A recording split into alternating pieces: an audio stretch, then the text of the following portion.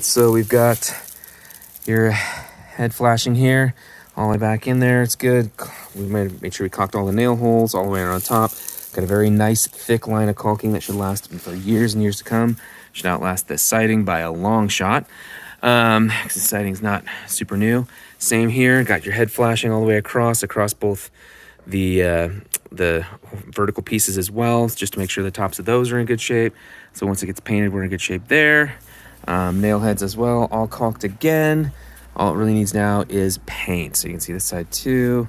It's all caulked in. One detail, if there's ever a question, over here, so this section here, we had to, because I didn't want to mess with this old guy and possibly damage anything old, we made sure we sealed it up on top and around, but I left an entry exit point. If water were ever to get back there in years to come, it would have a place to drain out, not into the siding.